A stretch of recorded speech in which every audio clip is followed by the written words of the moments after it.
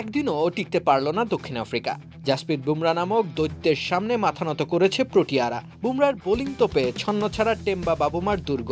দক্ষিণ আফ্রিকার আগ্রাসনের অগ্নিকুণ্ডে দাঁড়িয়ে বুমরা করলেন তাণ্ডব নৃত্য। সতীর্থদের যোগদানে প্রলয়ের তোপে সফরকারীরা পরাস্ত।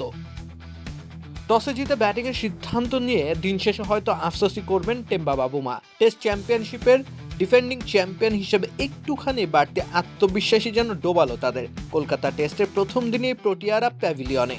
স্কোরবোর্ডে স্রেফ 159 রানই যুক্ত করতে পেরেছে তারা। অথচ শুরুর 10 ওভারে 57 রান তুলে ফেলেছিল দক্ষিণ আফ্রিকা। পরবর্তী 102 রানের মধ্যেই অল আউট হয়েছে প্রোটিয়ারা। যে যাত্রার শুরুটা হয়েছিল অতিমানব বুমরায়ের হাত ধরে। দুই ওপেনারকে সাজঘরে পাঠিয়ে শুরু, এরপর টনি ডি জর্জিও টের পেলেন কে আসল গুরু।